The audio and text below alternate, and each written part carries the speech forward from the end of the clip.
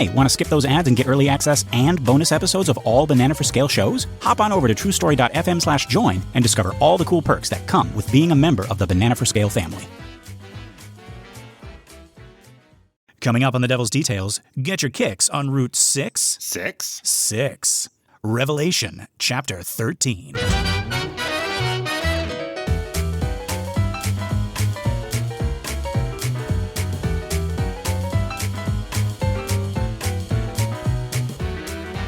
Good morning, Star, and welcome to another episode of The Devil's Details, a show where we dig up, decipher, dissect, and deconstruct the many forms of the devil. One of my names is Lester Ryan Clark.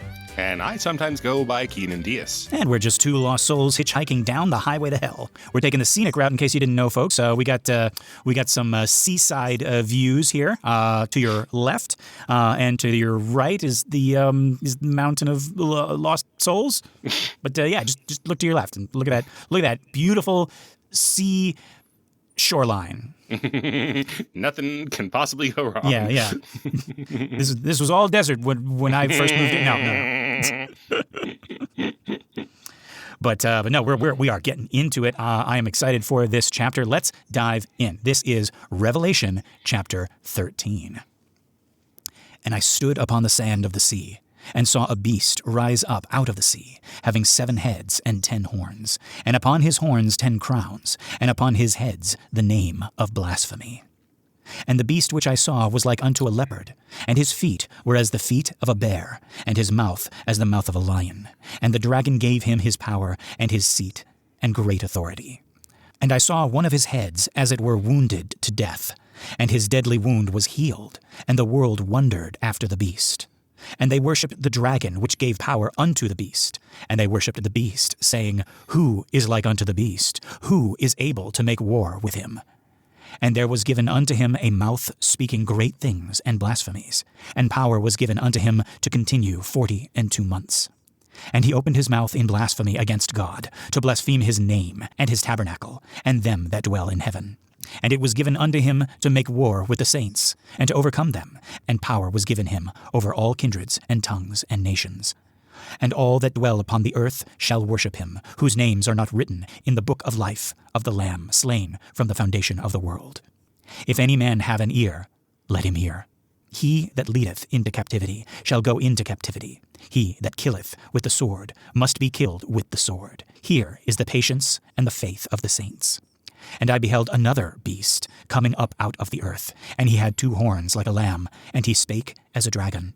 And he exerciseth all the power of the first beast before him, and causeth the earth and them which dwell therein to worship the first beast, whose deadly wound was healed. And he doeth great wonders, so that he maketh fire come down from heaven on the earth in the sight of men, and deceiveth them that dwell on the earth by the means of those miracles which he had power to do in the sight of the beast, saying to them that dwell on the earth, that they should make an image to the beast, which had the wound by a sword, and did live.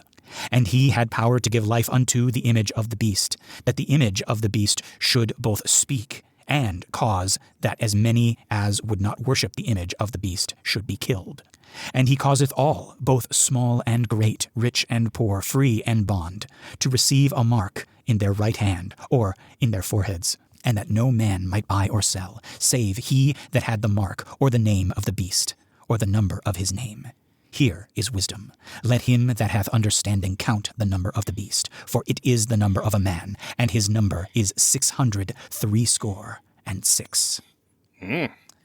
Ooh. That's wisdom, baby. We finish right on the 666. Wow. Okay, so I think of all the chapters, this is the one that is the most familiar to me. Mm-hmm. How about you? I've heard that phrase over and over again about the mark of the beast, the name of the beast, and here is the number of the beast. Yeah. I often lied over for it's the number of a man. Yeah. It's the number of a man. It's the number of a man. What? Yeah. But yeah, like, I mean, I think it's unavoidable. Like, anytime 666 pops up, like accidentally. It's like anytime, 3 circles, join and make a Mickey face. We're like, hey, I'm not saying Mickey is the beast. Oh. Yeah. But no, I just like think about it. Like anytime, it's like on a calculator, it's like the price of, your groceries. Yep. it's in somebody's name. Well, in somebody's screen name, that's probably on purpose, but I was a cashier at Target, and I think most cashiers who have worked long enough have at least one instance where the prices come up as 666 or like 3666, something like that. And someone has been so bothered by that they would put an item back or buy a pack of gum. Really? Yeah, that happened to me. That happened to every cashier that I talked to about it. Yeah. Oh, sure. I was joking. I was thinking that you would like you or the customer would point out, like, hey, this is funny. But no, like actually bothered by it? Yeah, that happened more often than anything. I was just go, oh, there it is, oh, something like that, right? Like it was like 69 or something. Like, right. There's a number that I know. Yeah. Right, exactly. Yeah, but at least a couple times, it happened where someone was bothered by it. Yeah. Wow. Yeah, that happened to me twice. Dang. Yes. I thought you were going to say it happened to you 6 times. I do. I mean, we should come back to at a non-revelation context the number 666 as an episode or two and like what what people feel about that. I did see that it is called hexacasio hexaconte hexaphobia. Okay. I know I got that exactly right. Sure. I am not taking any notes at this time. Your effort. Like A for effort. Yeah, so the fear of 666. And so I have seen a couple of funny-ish ones here. After they left the White House, Ronald and Nancy Reagan got a new house in Los Angeles in Bel Air. Its address was 666 St. Cloud Road, so they changed it to 668 St. Cloud Road. They were very lucky that there was nobody there. Excuse me, we just want your house for reasons. Nancy and I. New Mexico used to have a U.S. Route 666. I don't know how that happens at all. Like why they would even do that to begin with. Yeah. So they changed that. Yes. And yeah, I've seen a couple of times where people have drawn that as a number, or like a bill is coming up and that is like someone's like, "Can we get a new bill number?" And they're like, "Okay." They just take them out originally. They should just not allow that to happen. Yeah. And there has been what airline is this? Finnair had a Finnair 666 flight from Copenhagen to Helsinki, which was very common. And then they changed it, and they said it was not because of the 666 thing, but people don't believe them. And it's the because they last asked the pilot. It's like, hey, how do you feel about this flight? And he's like, oh, I have two more. I like both of these. Okay. So there is a Polish bus operator on their own, without consulting the company, changed the number line from 666 to 669. Okay. And that went to Hell, Poland. HEL. I mean, at that point, like, changing it is the worst option. Like, it'd be a good tourist thing, yeah. Yeah, like here in our very own Hell, Michigan, there better be a bus 666. Like, come on. Yeah, there's at least an ice cream store there, right? Yeah. We figured out, yeah. Okay, and this is the last. I'm just going to read this from the Wikipedia verbatim here. Okay. So in 2021, Brookfield Properties decided to renumber the office building at 666 Fifth Avenue in Midtown Manhattan, which was undergoing renovation after being acquired from the Kushner family, as in Jared Kushner, Ivanka Trump's husband. Oh my God! So that would be bad form if he got if he bought 666 Fifth Avenue. Bad, but very. I mean. Anyone in politics doesn't want to be caught. Yeah. Up until this point, I was like, "Wow, these people are so ridiculous for thinking this means anything." But all right. Anyway, yeah. So they changed it to 660 Fifth Avenue, and then apparently, when they first built it in the 50s, there was a neon sign at the top of it that flashed 666. So on like a foggy evening in Manhattan, it would just be, you wouldn't see the building probably. Sometimes it would just be this flashing 666 in neon in the sky. Should I trust this family god? Give me a sign. Yeah. Wow. Right, but it is silly. But I don't know why we should just skip over 666 and addresses and bills. I mean, there was a case where a high school or college runner got her coach pulled 666 out for her bib number, for like marathoning, and she refused to run, and they wouldn't give her a new number. Huh. So she forfeited it. And like I'm not superstitious at all, but like just give her another number, or just like don't make a 666. Like we know this is a problem. That cost that runner her. Right. That's bullshit. Right. Yeah. I agree. Yeah. Yeah. Well, folks. Yeah. There you go.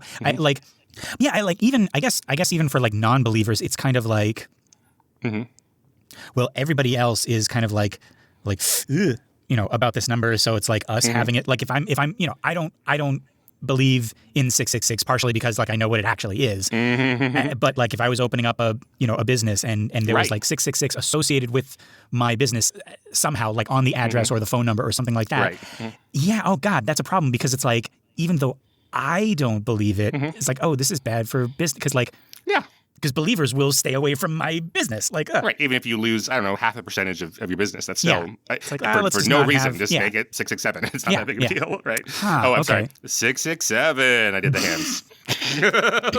Eventually, in the year 3000, all the numbers will be memeified, and we will not be able to name anything ever. Right.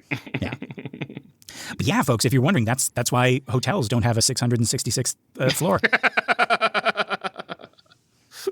Yep. There you go.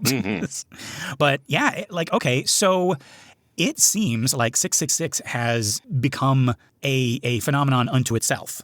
Like without even not even being associated with the beast anymore. It's associated with the devil.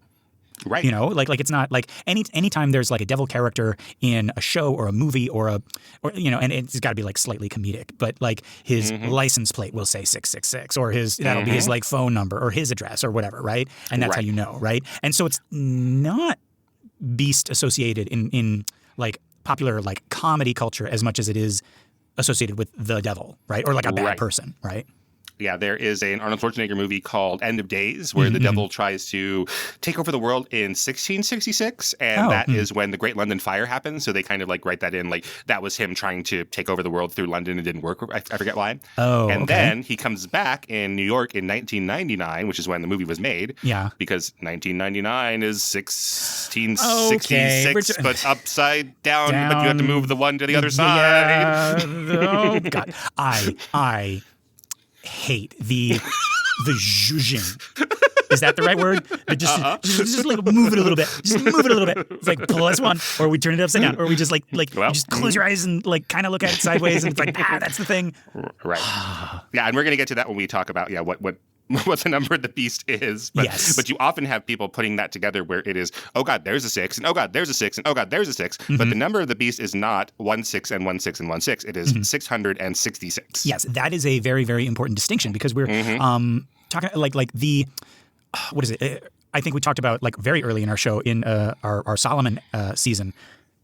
We talked about the Monster energy drink controversy, not the fact that I drink too much Monster energy drink. That's one controversy. But the other one that I think it was this one woman who was claiming that the scratch marks on the Monster energy drink can are the Hebrew numerals of 6, like laid out 3 times, and it's like first of all.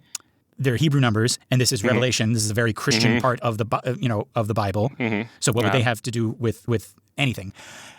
Number 2, that's not how you those numerals aren't how you make 666 in the Hebrew numerals. Yeah. So yeah, it just but cool PR for Monster, I guess. Is that the word PR? Yeah, I think so. Okay. Yeah. Yeah, cool, badass. Cool. Yeah, cool advertising for Monster. Yeah. Yeah, they got the devil on their side, which is a plus in advertising, I would say. Yes. Unleash the beast. It's there. Yeah. But okay, yeah, let's talk about this. We got our beast. The beast is being like our temple here.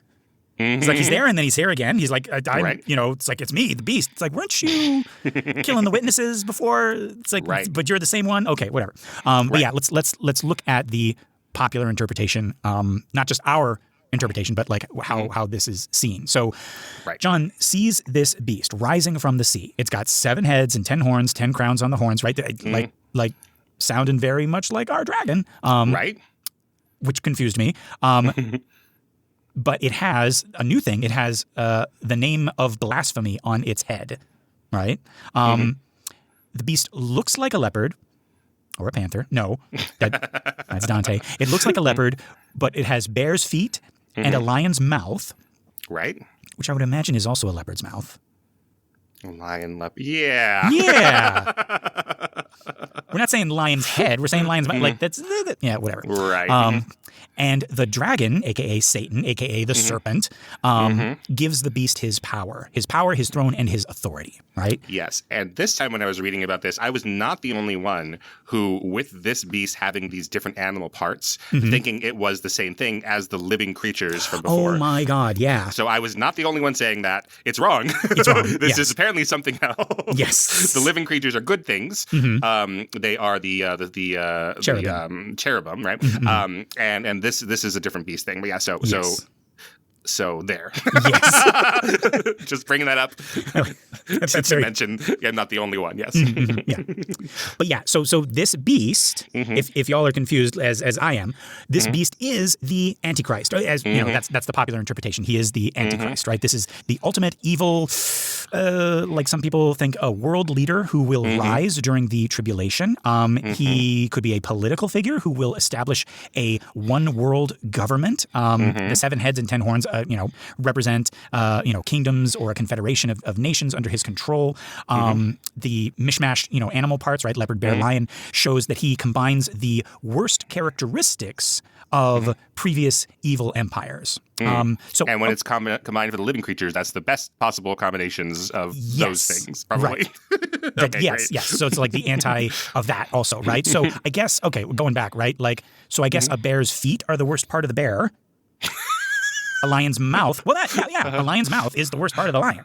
How do you mean this? Yeah, because he's like, the symbology is that he's the worst of all animals. So what's the worst thing on a lion? It's its mouth. The asshole. No, for you. It's attacking me? Yes, if it's attacking you. I see, yes. Okay. Like, what's the worst part of every animal? It's the same thing. Yeah. Over and over and over. Pretty much. Yeah. Okay, I see. Like, if it's coming for you because it's killing you. Okay, gotcha. You just gave me a vision. This would be a very different chapter. She's got the butt of a leopard. Yeah, the butt of all of them. And yeah, right. No. Okay, I think I see it now. Right. So that's what I'm like. So the bear's feet, lion's mouth. And I guess the body of a leopard, meaning like it's fast, right, or something like that, right? Stealthy. Yeah. But yeah, it shows that combines like the worst characteristics of previous evil empires, right? So remember, we've been like throwing all the empires into the same bucket, right? We got Egypt, we got Babylon, we got Rome, right? Yeah. So that's like just the worst thing from each of those. That's what this beast embodies. Right? Yeah. One of the beast's heads appears to have a mortal wound that was healed, right?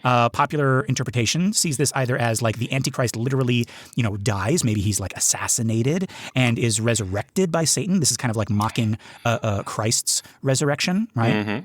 The Antichrist could maybe suffer a near fatal wound in his head, like some part of his head. I don't know, like let's say like his ear, for example, right? And then it like miraculously recovers, like it never happened, like it was fucking fake.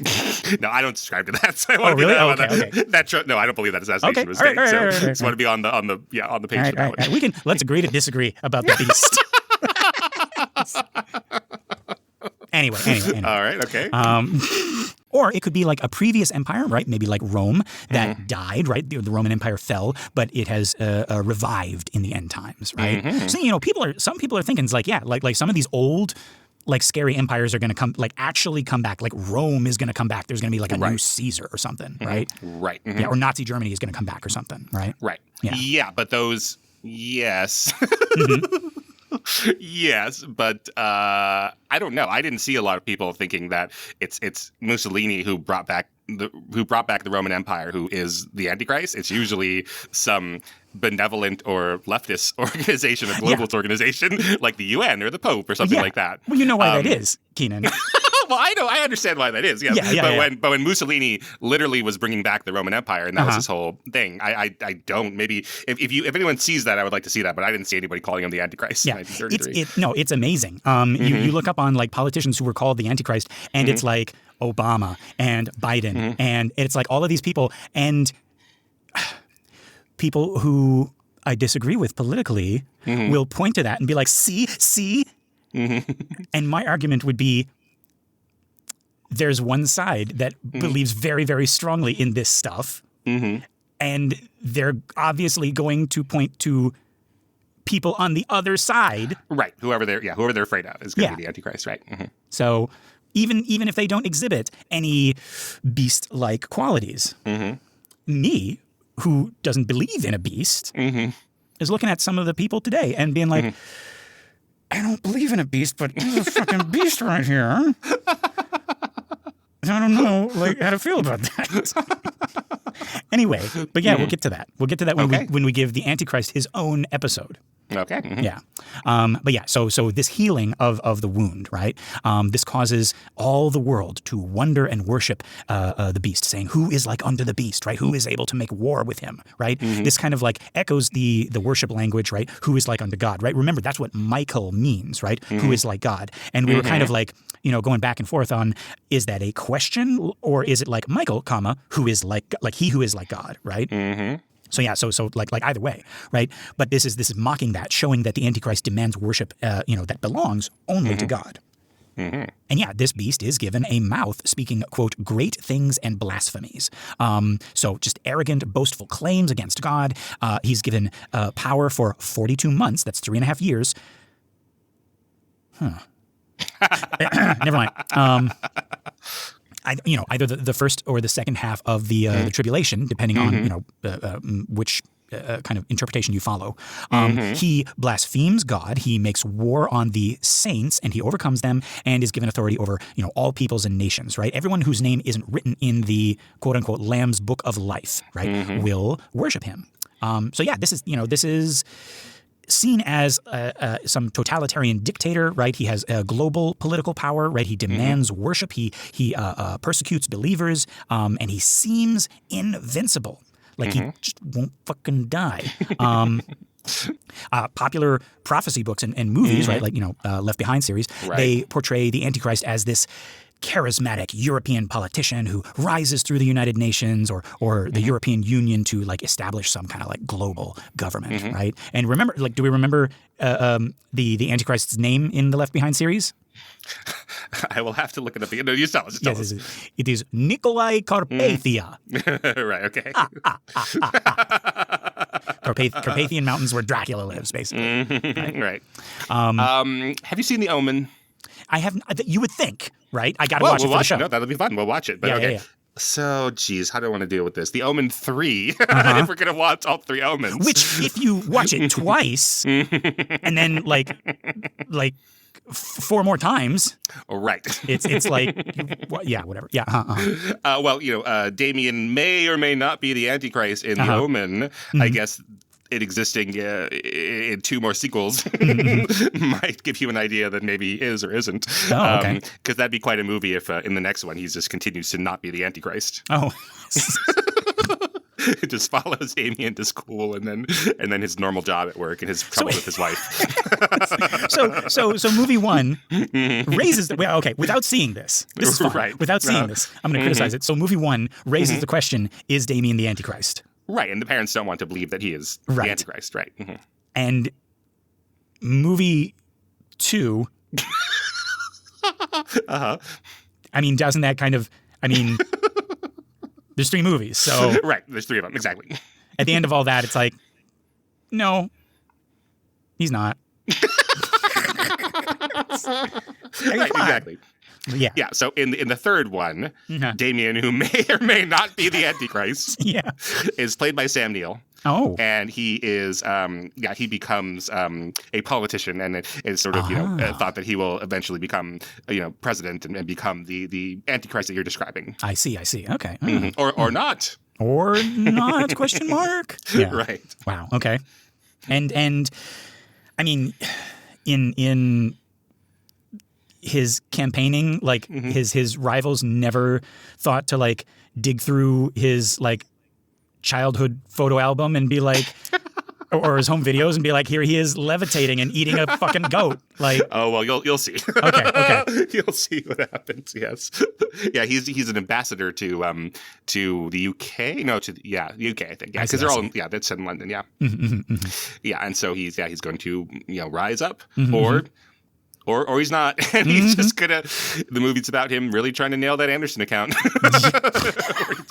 It's really important, babe. I'm so sorry I haven't been there for the kids because it's so busy at work. Yep. I mean, this Anderson account is like air to me. Anyway, and the account number, Keenan, is 666. Anyway, well, we'll have to watch that. Maybe all three of them. Maybe 1 and 3, and not 2. Okay. 2 is better than 3, but it's his awkward years. He's like, I don't know if I want to be the Antichrist. Then he meets Timon and Pumbaa, and they're like, you gotta be the Antichrist. Right. No, but we got to get you to watch those. Yeah. Okay. All right. I'll definitely watch them. Yeah. I think I stayed away from it because we were doing The Exorcist, and I was like, I don't want to mix those. Yeah. They're very different. Yeah. Okay. All right. Well, there you go. Yeah. But yeah, we're still looking at verse 9 and 10. Right. This is often glossed over, but it's actually very important. Right. It's he that leadeth into captivity shall go into captivity. He that killeth with the sword must be killed with the sword. Right. I've heard other versions of it's like he that lives by the sword dies by the sword. Is that it? Like, I think that's a different line. But it's like almost exactly the same. It's almost exactly. And this is King James, so you would think that would be. Yeah, that's from Matthew. Oh. So John is is doing a lot of callbacks or like trying to place this into the proper place. He's quoting mostly John, I think, so far we've said, right? Yeah. But yeah, this is Matthew. And the Old Testament. Yeah. Right. Huh, interesting. Yeah. But yeah, like here is the patience and the faith of the saints. End quote. Yeah. So. A lot of people see this as like a warning that the Antichrist's persecution is like inevitable and will be divinely judged eventually, right? What goes around comes around. So believers are supposed to like endure patiently rather than like resist violently. Some see this as specifically telling like tribulation saints not to take up arms against the Antichrist, but to accept their martyrdom faithfully. I don't know how I feel about that, but well, he's introduced relatively late in our book, chapter 13, and he's dispatched, I believe, in chapter 19 or something. So it's not that much further away, right? Yeah. Well, you say he's introduced in chapter 13. He's actually introduced in chapter 11. Oh, really? Yeah, isn't he? I don't know. Because that's the chapter of the witnesses, and the beast makes war with them. That's the beast, but the Antichrist. That beast. Okay. Great. We have come up. We haven't even gotten to the beast from the earth, the false prophet. We're talking about. Good. Oh, Jesus Christ. Okay. All right. All right. Okay, folks. If you are as confused as we are, let me do a quick recap, right, of all the beasts that we have seen in this thing, right. I'm gonna just lay it out there. Like first, just put this up front. The cherubim, the living creatures, right? That was mistranslated as beast, lower case B beasts, right? That's not even, we're not even thinking about those. Those are up in heaven. Those are angels, right? And there's 4 of them. Right? So that's 4 beasts. Yeah, but no. Like, don't even. I don't even know why I mentioned them. Second is Abaddon / Apollyon. Right? He is the king of those locusts that came out of the abyss, right? Right. Now that is seen as Satan himself. Sometimes, right? Now that is either Satan himself or a demon king working under Satan.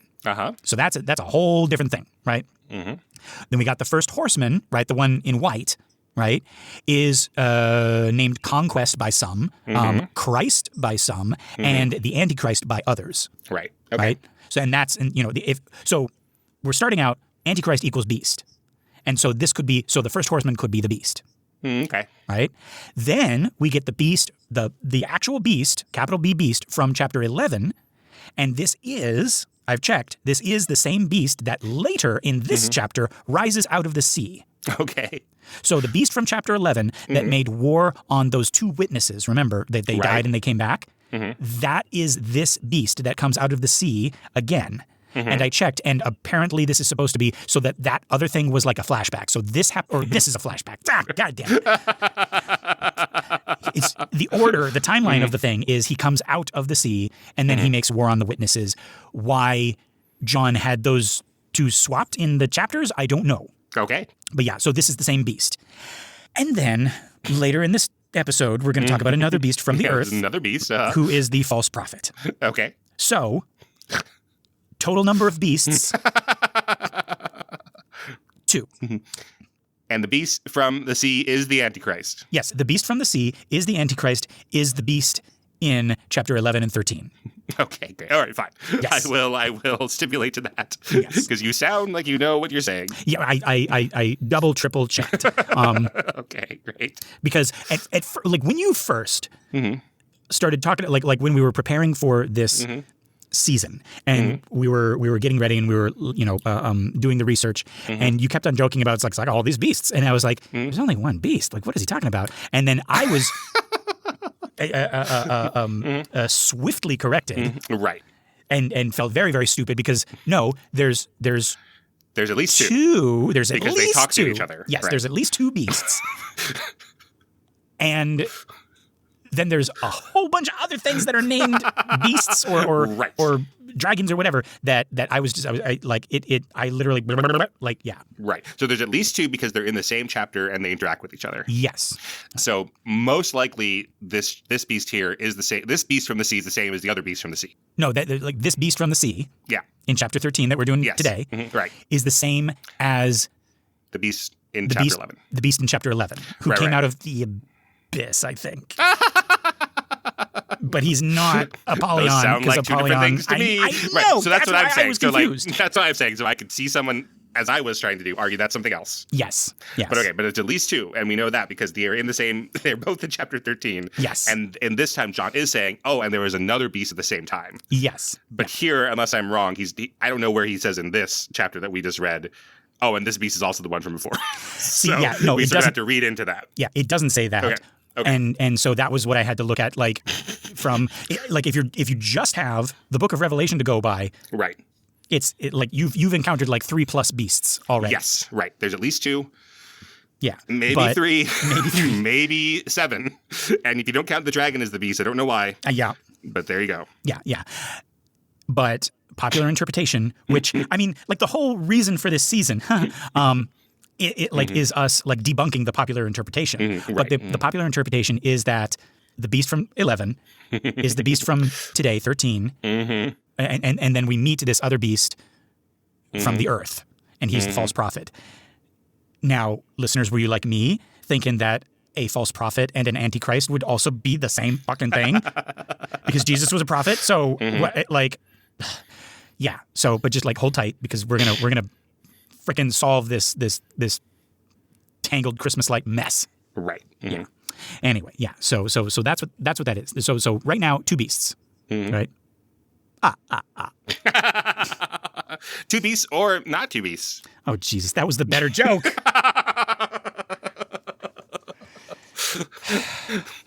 My head, like I don't know, like I need another Monster Energy drink. All right. Anyway, but yeah, let's talk about this second beast, this beast from the earth, right? So a second beast rises, this time from the earth rather than the sea. It has 2 horns like a lamb. I like this, very streamlined. But it speaks like a dragon. So like Cumber Benny. No, that's a different show. Oh, that's right. Okay, yeah. We can't cross our inside jokes. Listen to who you're talking to. Benedict Cumberbatch is the we take names and last names and we mix them. That's the other show. Yeah, it's a new thing. Do you like it, listeners? Yeah. All right. So Benedict Cumberbatch is Smaug. Yeah, Smaug. Okay. Yes. Yeah. So he looks like a lamb. Wait. Yeah. So he has horns like a lamb, but he speaks like a dragon, right? This beast exercises all of the authority of the first beast and makes people worship the first beast. Okay. Now, in popular interpretation, this is the quote-unquote false prophet. This is a religious figure who works alongside the Antichrist. So if the first beast is like political power, the second beast is religious/spiritual deception. He looks like a lamb, right? He appears gentle, religious, perhaps Christian, but speaks like a dragon, right? Like teaches lies. Yeah. Right. This false prophet performs great signs and wonders, even making fire come down from heaven. This mimics, the true prophets like Elijah, right? Called fire from heaven. He deceives people into thinking that he represents God. He tells people to make an image of the first beast and gives this image the ability to speak and to kill anyone who won't worship it. Oh, I didn't pick that up. That's pretty badass. This is like so we're also bringing the kind of like the golden calf imagery from the Old Testament back too. Right. Like the false idol type thing. I see. And he had power to give life unto the image of the beast. That the image of the beast should speak. Aha. Oh, okay. Great. Yeah. So cool. Yeah, that's pretty sweet. you can make a statue talk, you know? Wow. So popular interpretation sees the false prophet as maybe like a future religious leader who unites the world religions under the Antichrist, possibly a corrupt pope, right? Or some kind of like evil Christian leader, right? Like but some medieval Protestants said any pope essentially was a corrupt pope by its very nature, right? Right, because the Catholics, Yep. Yeah. So the Protestants think the Catholics are the Antichrist. I'm guessing the Catholics think the Protestant, Martin Luther was the Antichrist. Like I'm guessing, Yeah, they burn each other, right? Absolutely. So I mean, like thinking about it now, like if you're not labeled as the Antichrist at some point in your life, what are you doing? Get out there and touch grass, as the kids say. Yeah, but it is one of the most pernicious ideas is that like, oh, it looks like a good person, but what it says is wrong. But because all of this is being mediated through how you interpret the true word of God, then it's really easy to say, well, that person, if I don't believe the same thing as they believe, they are a false prophet, and they might be working, they may be working for the devil. Yeah, that's the thing that I glom onto. Like my. The image in my head of because I'm mixing the prophet and the Antichrist together, but like the prophet or the Antichrist are supposed to be like convincing, like charismatic, and you think it's like, oh wow, this is a good person. So I like and let's hold on to that thought when we do our actual like full. Episode for just the Antichrist, like Antichrist in popular fiction and popular interpretation, because I think he needs his own thing, right? Absolutely. Yeah. But yeah. Or she. It's 2025. Yeah. Hey, but yeah. Okay. Let's talk about this mark. This mark of the beast, right? So the second beast causes everyone, right, small and great, rich and poor, free and bond, to receive a mark on their right hand or their forehead. That is. Weirdly specific, that, like weirdly specific, but also not like non. It's like weirdly specific, but also non-committal. It's like on their right hand or their forehead. It's you know what I mean, right? It's weird how that sounds so evil, but in a couple chapters ago, the same idea of putting the seal of Christ on your forehead sounds beautiful and wonderful, right? Yeah, but yeah, so it's the same idea, and of course it is meant to be mirrored. That you either have the seal of God, the seal of Christ on your forehead, or you are going to get this other mark. Right. Yeah. So the reason for like the right hand or the forehead is because that's where the mark of God would be. Yeah. Right. So yeah, and nobody can buy or sell without this mark, which is the beast's name or number, something like that. Right. And I know you're going to get into this, but it doesn't actually say what the mark is. So we often assume that it will be 666, but that's not what it says at all. Exactly. Ever notice, folks, the mark of the beast and the mention of 666 aren't in the same place here. Right. But we've just kind of like had the Mandela effect thing, right? Has he been called the Antichrist? Mandela? Yeah. So it is, either that he has the mark or the name of the beast or the number of his name, right? Yeah. But we're like, if we're looking for the mark, we will find 666, which does not say that. Right. So it could be, the mark could be like something completely different, and the 666 is like exclusive to the beast or the false prophet. Yeah. Right. Yeah. But yeah, this famous mark of the beast, right? Popular interpretation sees this as like a literal physical mark, like a brand or a tattoo. A microchip implant, usually like this is especially popular since like the 70s and 80s, right? Biometric identification, like fingerprints, retinal scans, something like that, right? Digital currency or blockchain technology, right? Social credit systems, and yes, I have heard it. Referenced when we were getting like the vaccines and the vaccine cards, which is dumb. Is just dumb. Well, I don't want to say they're all, well, whatever. They're all dumb. But the idea, I don't want to say, but they're all dumb. But no, but yeah, Marjorie Taylor Greene said the vaccine passports were the equivalent of the mark of the beast, right? And was she being like, it was like, oh, it's practically the mark of the beast? Or was she like, no, it's the mark of the beast? Like, well, that's how a lot of those people can get away with saying those things, is that they say, oh, I'm using it as a metaphor. Or it's like tongue in cheek. Yeah. But there are other people. I don't think Marjorie Taylor Greene thought this, that like literally the vaccine had a microchip in it. Yes. That they were not putting vaccine in you; they were injecting a nano microchip into you. Right? Yeah. So we're just mixing all of those up. Right. Exactly. And so it's people can like if Marjorie Taylor Greene, and then I can't think of a politician who thought about the vaccine having a chip in it, but right now, but there were, but like they could all kind of agree on it's bad, and like they could have different interpretations of what the conspiracy is, right? But they all agree that this is part of this, satanic conspiracy. So they all fight against it. Even they don't have to like vote all together and decide like this is what it actually is. They can they don't have to agree why it's bad. They can just say no to it. Yeah. Can we go back? You said social credit systems, which we we don't have that in America yet. We may never. It seems particularly un-American. But like that's what they do have that in China, where you have a social credit score, which is things like it starts off something nice like oh, this is whether the person pays their bills back in general, or whether they trash their apartment when they leave it or stuff like that. That's not quite covered in their like actual loan history. But then it's become based on our reporting here. I'm not sure how accurate it is, but like things like, are you spending your free money on diapers or on soda and things like that. That's what's been reported at the very least. And like this is someone who's worth, not just lending money to, but having, as part of your social club or even hiring them for a job or something like that. Yeah. So monitoring how you spend your money, and then like that being kind of like shared with people who can make decisions about you, like whether to hire you or just like be your friend or whatever. Right. So that's a real thing that's happening in China. I don't know of other countries that are doing it, but that's part of the fear of like, oh, that could happen here. I don't think it'll ever happen here, but I could be wrong about that. But yeah, like if that did get imported here, that would be the devil. Yeah. That would be seen as that. Yeah.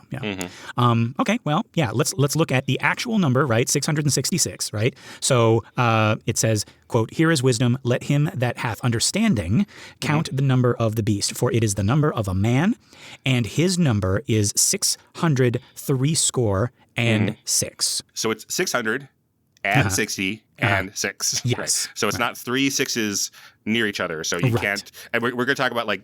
This is all code. So if Keenan's name adds up to 6 and Lester's name adds up to 6 and Ian's name adds up to 6, that's 6. That's 3 6s. That's not 666. That's not 666.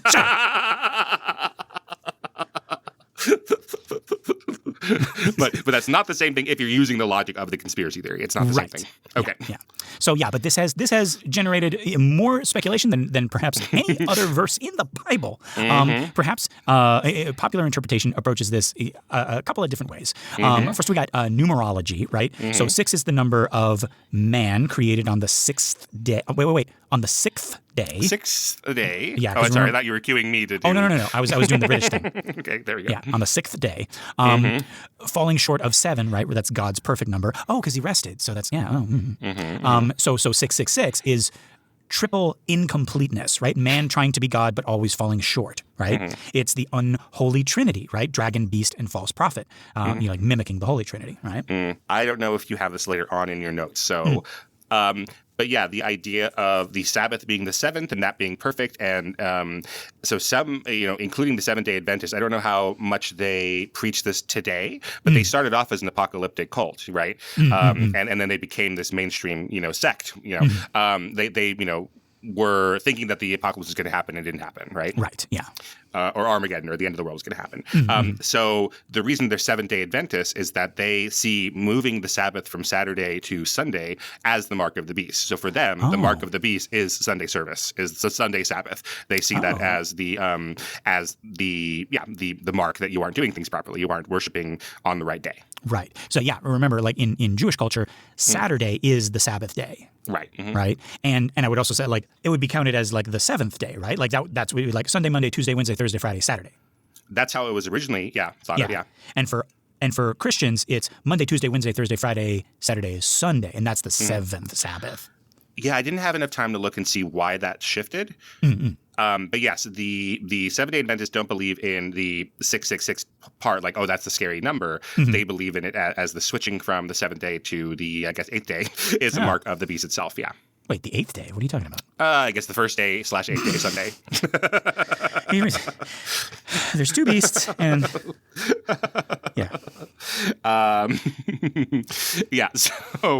So they have. I also saw that like they have corollaries with the Ten Commandments. and for Seventh-day Adventists, again, who were they broke off from other Protestants by having this strong belief in Revelation, right? So that's a central book for them. So Commandment 1 is "Thou shalt have no other gods before me," and they have a corollary to that, which is "Do not worship the beast." To the second commandment, which is about the graven images and any likeness of that in heaven, they have "Do not worship the image of the beast." In the third commandment, which is "Don't take the Lord's name in vain," they say "Don't receive the name of the beast." And in Commandment 4, which says "Remember the Sabbath day to keep it holy," they say "Do not honor Sunday with worship." Huh. Okay. So according to Seventh-day Adventists, every commandment is referencing Revelation in some way, specifically the beast. At least those first 4, yeah. Huh. That is fascinating. It's fascinating. Yeah. So I don't know how. I've only been to some Seventh-day Adventist like social gatherings. I haven't been to their worship sessions at all. So I don't know how strongly that. I don't know how like fire breathing they are at the pulpit and being like those other people who are worshiping on Sunday are the devil. But it's a little bit in their founding documents. But again, I don't know how 80 years after that they're whether they are does that make sense? Like whether they are rabid about that in their everyday life. Right. They're like because they seem very nice. They're very nice people. Like they're like of all the like different flavors of Christianity that I've like run into. Like I was under the impression that each different sect has their crazies, and I'm kind of learning now that it's like each of them have like an Orthodox version that's like uber serious, right? And then you have kind of like the cafeteria Catholic or like a salad bar Seventh-day Adventist. Right, taking what you want and leaving the rest there. Yeah. Right. Or a, dang it, Midnight Munchies Mormon. Right. Like my Intro to World Religions professor, Dr. Wallace, who was an Episcopalian minister, and I only knew him that one semester, but he really changed my life and made me a better person, and yada yada yada. But he was an Episcopalian, and he said like we're the most loosey goosey, nicest, like who cares what other people do sort of sect, but really? But in America, but then when they started in England, the Anglicans accepting, in the Episcopalian, the North American churches, they started accepting women priests or women, pastors, right? There were people who were like, oh, and I was like, oh, well, that's not the Episcopalians I knew. But I think, like you're saying, like even in incredibly lowercase liberal denominations, there are people who are like, oh, that's my dividing line. I cannot cross that part. Yeah. And that's a sign that everything is going to hell. Yep. And that fascinates me is your level of, I don't want to like say commitment, but I want to say like hardcoreness, let's say, in your, in whatever like version of, Christianity you are, right? Because you can be like, like a Catholic, like, the Corleone family or whatever, right? Or you can be like one of those like uber, like you might as well be a nun given the like amount of time you spend in church, right. And then in between that, are folks who are like, it's like, I was born into this religion. I come from a Catholic family and, and all that. Yeah. There's really, lowercase liberal, chill, loosey-goosey Southern Baptists. And so, those people do talk about that. Now they don't want to leave the faith, but they, or find a different sect, but, that they don't quite understand all of the hardline stuff for sure. Yeah. I saw, I should have, maybe I'll post this in our Facebook group. It was just like this little cartoon, this black and white cartoon somebody had doodled, and it was this like unspecified like ancient group of people, and they were all like standing at the base of this like temple/pyramid thing, and on the top of it was a guy who had just like reached in and taken out somebody's heart and was holding it up, right? And in the foreground, like right, next to like underwear, the text, or right like above the text, is just this lady turning to this guy in the crowd, and it's like, I don't really believe this. I just come here for the community. And I was like, oh, that's right. Just on Sacrifice Day and Christmas. Yeah, sure. There you go. Yeah. But yeah, okay. But let's actually look at like who in history has been identified with 666. So first, I think we've talked about this one on the show a bunch of times. Nero Caesar. So they're saying that 666 adds up to the name Nero Caesar, and this actually works in the Hebrew gematria and the Greek isopsophy. And we're going to discuss these in the scholarly section. Right. Because it's the right answer. Because that is the right answer. Spoilers. Okay, great. Talking about Caesar. It's Caesar. But this number has been attributed to various popes. Protestant reformers often claim this.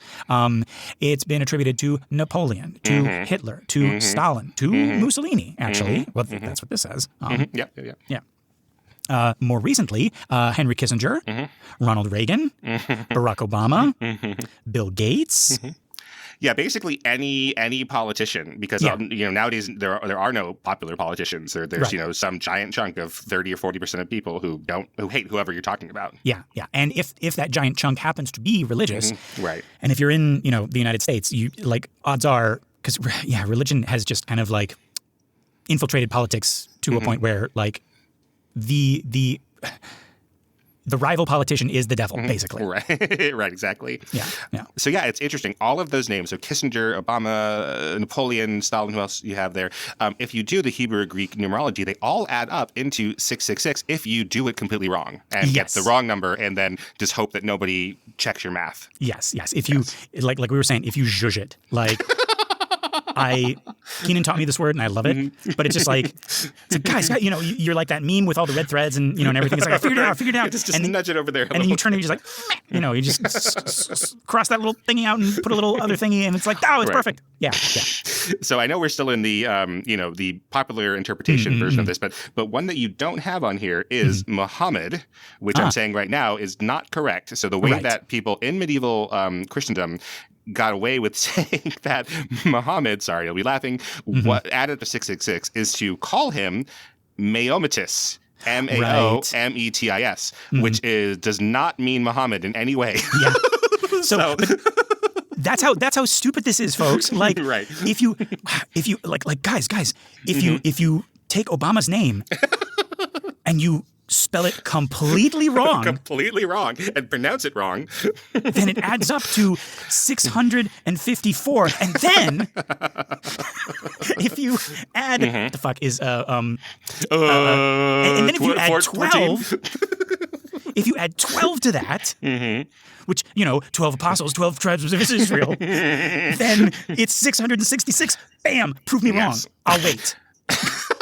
Right. So this was several leading theologians who were saying that Miametis is a translation into whatever French or into Latin, from Greek, from Arabic, but none of that's true. Right.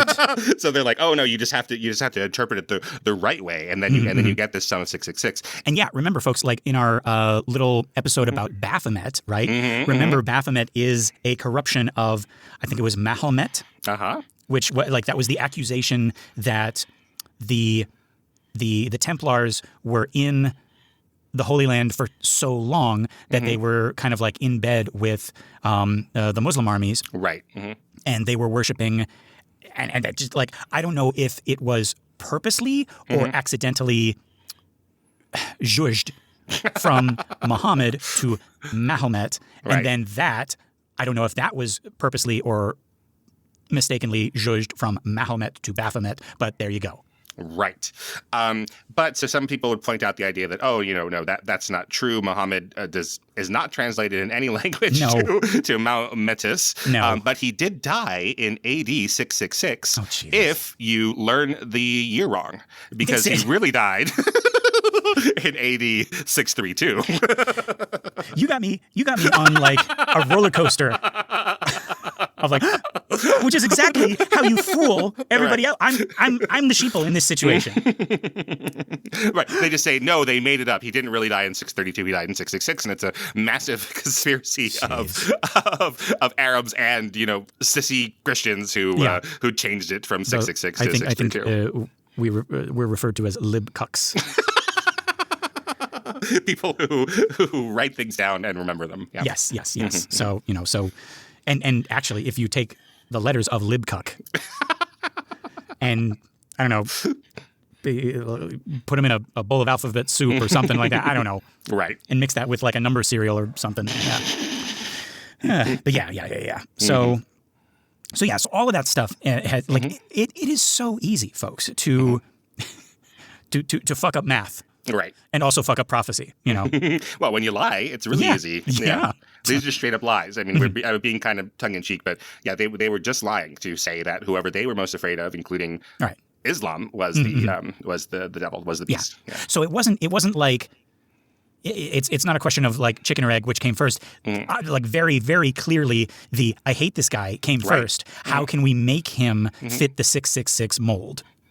Yeah, well, why would you be translating Barack Obama into Greek and then finding out the number that it's attached to, except you're trying to prove something that he's evil? Right. Normal people don't do that. Yeah, which is exactly why most of the people who are making these accusations are on a certain side, and most of the people being accused are on the other side. I'm just saying, whatever. Because normal people don't do that. I think you should try to push back. If someone says like Henry Kissinger is the Antichrist, like, okay, metaphorically, but then like, no, Henry Kissinger, who was a terrible person. Yes, he's died enough long. Right when he first died, we had to pretend he wasn't a terrible person, but we could say that, right? Yeah, definitely. Okay, good. but like he was a terrible person, and so people might throw around, oh, he's the devil, he's the Antichrist, he's satanic or whatever. But if people really believe that, I think you've got to kind of push back on that kind of thing. But you cannot find him in the Bible because they didn't write about him. No. Even when Judas kissed, no. See, no. But those are the people who would be like, see, and he kissed Jesus, and Jesus was born in a manger, right? In manger, and he was kissed. See, look. Hey, where's my Bible doctorate? Look how easy it is. Yeah. Where's my Fox News position? No. Yeah. Yeah. Anyway, yeah, popular view 666 somehow identifies the Antichrist, right? Either through his like name, his system, or technology, whatever, right? Believers, should watch for it and avoid having anything associated with it, right? Yeah. So yeah. All right. Well, let's look at how all of this is interpreted from a scholarly perspective. Yeah. Sorry if we've already given away some of it. Yeah. Chapter 13, we're going back to the beginning of chapter 13, right? John, pulls back the curtain and he shows us exactly how, again, capital E empire works, right? Its mechanisms of power, its propaganda, its control. This isn't, future prophecy. It's razor-sharp political analysis of first century Rome that applies to every authoritarian system throughout history, right? For people living under oppressive power in any age, whether, first century Rome or 21st century America. Chapter exposes how empire operates and what resistance looks like. So let's break it down. So we got the beast from the sea, right? This is empire's military and political power. John, standing on the seashore, right, the boundary between order and chaos, sees a, quote, beast rise up out of the sea, having 7 heads and 10 horns, and upon his horns 10 crowns, and upon his heads the name of blasphemy. Right? So the sea in ancient cosmology and in Revelation is chaos, danger, the threatening abyss, right? In Daniel 7, the 4 beasts representing empires rise from the sea. John's beast is a composite of Daniel's 4, right? Like a leopard. Or a panther. Right? Right. And the leopard representing Greece, the bear's feet representing Persia, the lion's mouth representing Babylon, right? The beast represents empire itself, the accumulated power of all previous oppressive systems, now manifest in Rome. The 7 heads, also important, right? We've already seen that with the dragon, right? In chapter 17, an angel will explicitly explain them. This is what I love, right? We don't even have to wonder about it, right? Right. They are 7 mountains, Rome's famous 7 hills, and 7 kings, Roman emperors, right? The 10 horns represent imperial power and authority. The name of blasphemy on the heads shows that empire makes divine claims. Caesar, takes titles like, quote, Lord or Savior or Son of God, right? Demanding worship that belongs only to the true God. It boggles my mind that people are interpreting this beast as anything except what this angel is going to say in chapter 17 later. Well, that is one of the things that Bart Ehrman in his book talks about. The trouble with the Bible is that people don't read it like a book, is what he says. That they read it like a reference book, right? So learning it by chapter and verse, which is important, I think, if you're doing Bible studies. Like I don't have that at all. I don't have that skill. But like learning by chapter and verse and saying, hey, look up this chapter and verse. It's my favorite chapter and verse, and then you read them out of context as if it's like a definition or an encyclopedia entry, right? So then you get things like this where like when you read them here, they are confusing and mystical and could mean anything, right? Right. And they make for really good like movies and TV shows and book series, Left Behind and stuff like that. Yeah. Right. Yeah. But I mean, like if folks like in our research for, like the hidden meaning of, like all of this stuff, like one of the main books that we referenced in our research to find, like, to decode this is we just read ahead a little bit to chapter 17, where the angel is like, this isn't a beast. We're talking about, the 7 hills of Rome. And we're talking you would think that us coming on this show and be like, well, actually, Nero Caesar and it's 666 and, and people have gone to college and gotten a master's in, interpretation and and they spend their lives and priests and scholars have concluded that, this beast, that this is what they're talking about when they say the beast and this is what they're talking about when they say the 7 heads and 10 horns and it took them their whole lifetimes. No, it's in chapter 17, I mean, like, obviously we're looking at other sources, but that's the thing that just kind of like floored me is, we didn't even have to leave. Not only is it in the same book as in the Bible, it's in the same book as in the book of Revelation. Right. Yeah. So that, I don't know, that tickles me for some reason. It's like, it feels like a mystery, but it's like if Agatha Christie didn't finish Murder on the Orient Express or something, and we're like, it could be anyone. It could be Bill Gates. No, it's like if Agatha Christie, it's more like if Agatha Christie did finish Murder on the Orient Express, and we didn't. So we're getting up to, how many chapters does it have? Like let's say it has, like 20 chapters, and we get to chapter 19, and we're like, well, gosh, geez. That Obama over there, right. Obviously, it's, why do you never see Dr. Jekyll and Mr. Hyde together in the same place? Right, because Hillary Clinton had one of them killed in the basement of that ping pong place. Obviously, it's all there. Unless you're a libtard. Man, what's Dracula's deal? I don't know. Yeah, it must be 5G. Yeah. Right? Says he doesn't drink wine, so that's anti-Christian right there. I mean, he kind of is, but, Right, that's true. That's true. Dracula's anti-Christian. Yeah. If anyone's anti-Christian, it's Dracula. It is, but yeah. Crooked Dracula.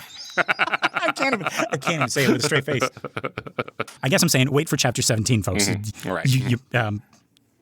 Religious people hate it. Yeah. But, okay. Let's talk about this dragon, right?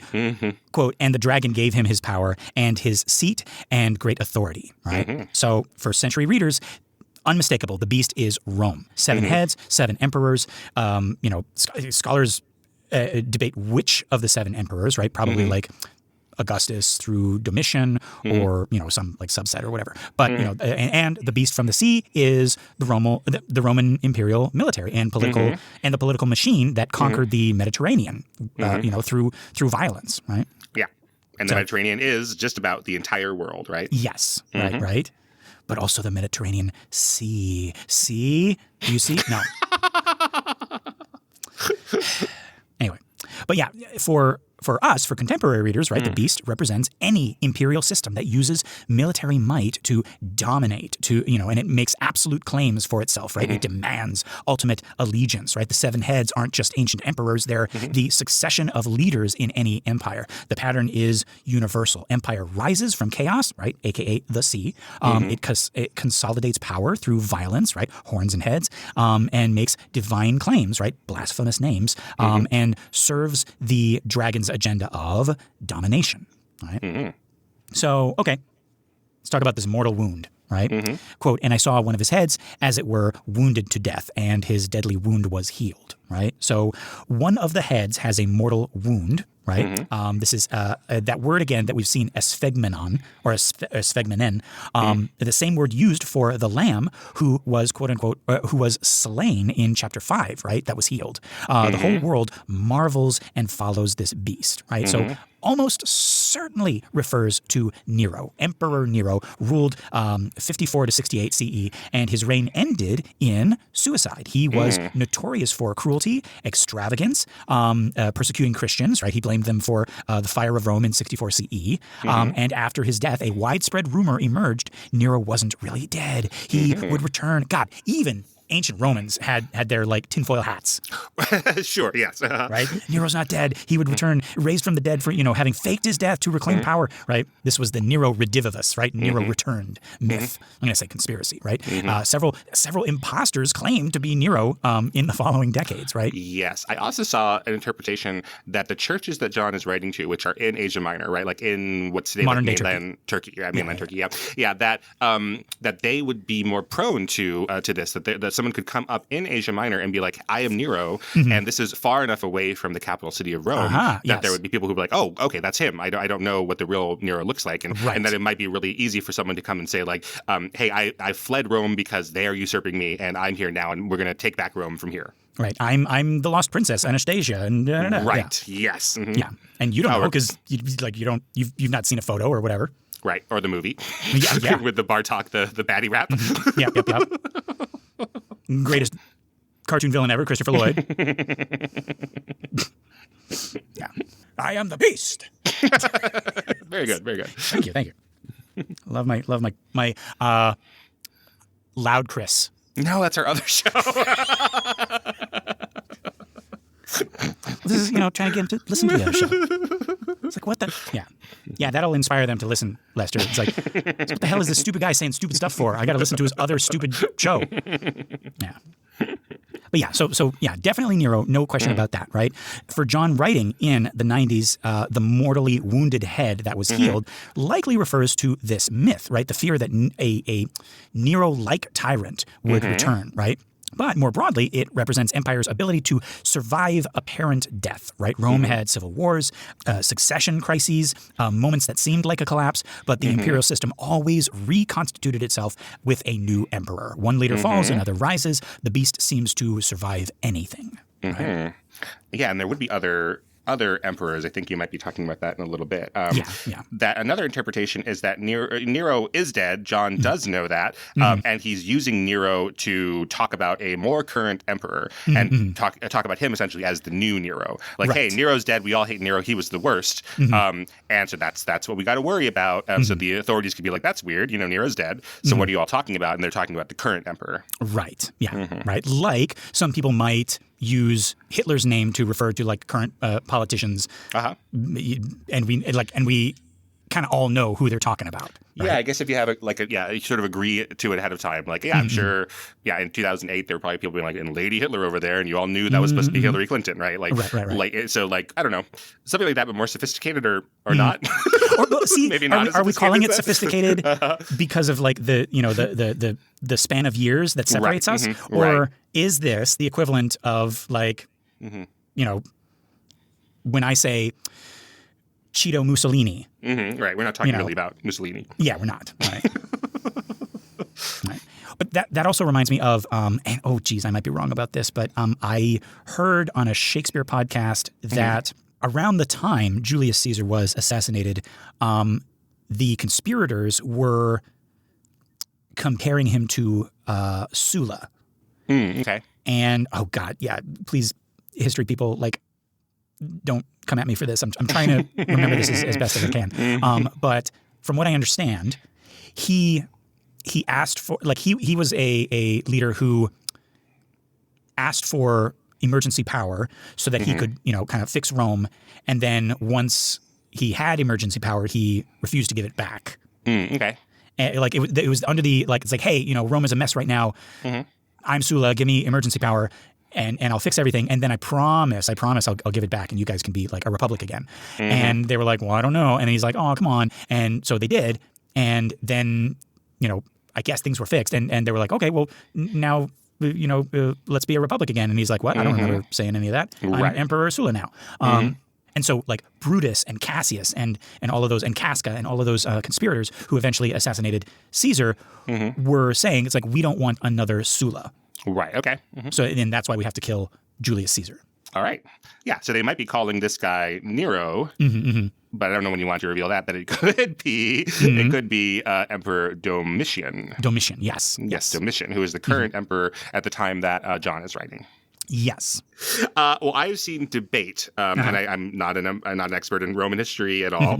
I've seen debate about how much Domitian was a terrible emperor to the early Christians or not. So there are some people who take at their word, essentially, the early Christians who were saying that they were being persecuted really terribly.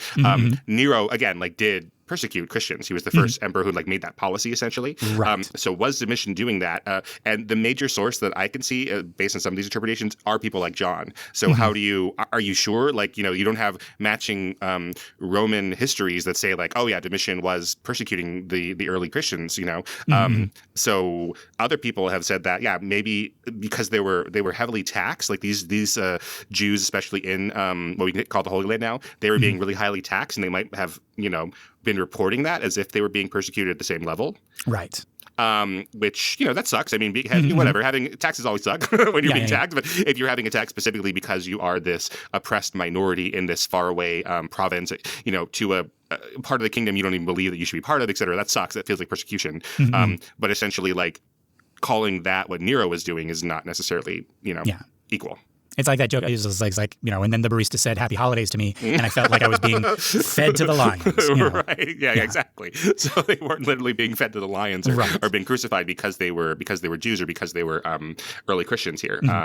So yeah, that's part of the reason why when we say Domitian, we don't go, oh man, that sucks, because we don't have other corresponding histories that talk about how terrible of an emperor he was. Not like Caligula or somebody else. Caligula, Commodus, who's the emperor in Gladiator, and Nero, right?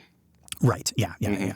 So, and this is a tricky fence that we're dancing on right here, folks, because we don't want to right now, history. Certain parts of history are being rewritten and being like, oh yeah, slavery wasn't that bad, and that's bad, and then the Nazis did some good stuff too, and and we don't want to put ourselves in that. On that side and be like, oh yeah, the Christians weren't persecuted by Domitian that much, but then also all of the other things that I just mentioned have hard evidence and mountains and mountains and mountains of evidence that was the case. Slavery was terrible, and the Holocaust was terrible, and the Nazis were terrible, and it's just so. Domitian's treatment of the early Christians is lacking in that amount of evidence. There's at least debate, legitimate debate about it, and and the idea that early Christians were persecuted is true. I think in America we often heighten that to such an extent. Yes. The idea of Christians had to literally hide in caves and live there and were hunted down like rats is not. As far as I understand it, not really backed up historically. There's no basis for it might have felt that way, and you might have had to have services in caves, away from the ruling authorities, and you might have had people who were fugitives who were hiding in caves and being guarded by caves. But when we say early Christians had to hide in caves, I think that gives an incomplete idea of what was going on there. Right. If I'm understanding it correctly, but I don't know if I am. Again, and folks, I mean, there's the other side of that coin is. We, at least in America, Christians do seem to love playing that victim card. So, I'm just wondering if, that was how it was from the very beginning. Potentially. I mean, because that's in the liturgy, right? That is what's happening is Christ was part of a political underclass. That's part of the lesson of the Christ story, right? Yeah. So being a victim is kind of baked in there. So you might be a follower who's maybe a little bit overzealous. And, when someone says, and I'm like, how much is that loaf of bread? And it's 3 denarii. And it's like, how about 2 denarii? And it's like, nope, sir, 3 denarii and happy holidays. And we're like, oh my God, I'm being crucified over here. So I don't know. But no, obviously we mean no disrespect. And if anybody, has any any more information on the persecution of the early Christians, please write into us, bananaforscalemail@gmail.com. And there are places in the world where Christians are legitimately persecuted and like being genocided out of existence. So. Like actually legitimately, targeted and persecuted. Right. Mm-hmm. So folks in the U.S., calm the fuck down. Like, okay.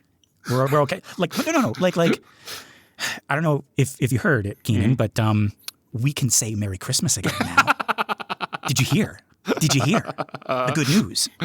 Jesus Christ. I do resent, I teach at a college, and so we say that we're on holiday break, but we are on Christmas break. I do resent that. I mean, if Christmas were in March and Hanukkah and New Year's were in January, we wouldn't be on break the way we are on break. I mean, well, there are other holidays that happen during that time. But no, I see what you're saying. The break was created. Yes, for Christmas. Because of that. Right. Yes. So I do resent that a little bit. I don't agree. Like I think it should have been created for, recognizing all of the holidays that happened during that. But let's be honest, the person who said, "Hey, let's not work from this time to this time," they were probably thinking about Christmas. Yeah. We don't go to break on the big Jewish holidays like Rosh Hashanah and that's true. And Yom Kippur. We don't do that. So we should. We clearly don't care about those enough to take that off as a break. We care about Christmas. So that kind of brings Happy Holidays into that's almost like a fake sincerity thing. I think it's a fake sincerity thing, yes. Yeah. I'm not going to get into a fight at Starbucks over this, but yeah, I think it's a fake sincerity thing. I don't think they really mean it. Yeah. You've gone I've gone a complete not 180, a 360. Like wow. So it's like, Happy Holidays, man. It's like, well, fuck you. Wait, thank you. I mean, no, fuck you. I don't just give me my latte. Jeez. But yeah, so like as far as like worshiping the beast, right? Quote, and they worshipped the dragon, which gave power unto the beast, and they worshipped the beast, saying, who is like unto the beast, who is able to make war with him, right? So people worship both the dragon and the beast, right? The question, who is like the beast, right? This can, who can make war with him? Again, we were talking about like who is like thee, O Lord, right? That's, Exodus chapter 15, verse 11. Psalm 89, verse 6, right? Who in the heaven can be compared unto the Lord, right? And then I was talking about like Michael, who is like God, right? Right. So again, for first century Rome, this was literal, right? The imperial cult required people throughout the empire to worship the emperor as divine, to burn incense and say, Caesar is Lord. Refusing this was treason. Rome didn't care what other gods you worshipped as long as you acknowledged Caesar's ultimate authority. But Christians couldn't do this. They confessed Jesus is Lord, which meant Caesar is not. Who can make war with him, right? Reveals empire's basis of power, right? Military might, Rome's authority, rested on its legions. Remember that. Its ability to crush any opposition. People worshipped the beast because they saw no alternative, right? You can't defeat this military superpower, so you might as well join it, right? Again, contemporary readers, pattern is clear. Empire always demands ultimate allegiance, maybe not literal worship ceremonies, but absolute loyalty, right? America first. And that can be interpreted as like support military action without question, right? If you don't like it, leave, right? You're either with us or you're against us, right? Empire demands you acknowledge its supremacy and submit to its authority without questioning it. Right? And the underlying threat is always violence, right? Who can make war with us, right? The implicit message, we have the power to crush you, so comply. So the biggest air force in the world is the United States Air Force. The second biggest air force in the world is the United States Navy. And thinking about that, right? It's like, oh, okay, like we feel safe whenever the enemy is the other guy. Right? It's like, okay, yeah, it's like, okay, so this country over here, has got a bad guy in power and he's doing bad things. Okay, well, we're the United States. It's like, oh, okay, this guy over here, is in this country and he's doing a bad thing. It's like, well, we're the United States. Like we got the biggest guns and the most guns, right? So what happens when the big scary guy is in the house with you? That's a scary. Who's coming to save us? If that's the case. Right? And I think that's been on a lot of people's minds lately. Like people have been, online saying like, what's going to happen? Like, who's gonna step in the way that America stepped in, during World War II, or we stepped in during those other times. Like, who's going to step in for us? No, some international coalition backed by the United Nations operating in America is unfathomable. I think that's sort of your point, right? Like, yeah. Right. Like that's how we deal with Iraq, and that's how we deal with Serbia. But that's just, we cannot imagine that happening in America. Yeah. Yeah. So like the fact that nobody's strong enough to like save us from ourselves is alarming, I think, you know, and I think like that notion has kind of like crossed my path, like as I've been, you know, like reading, you know, and watching social media and everything like that.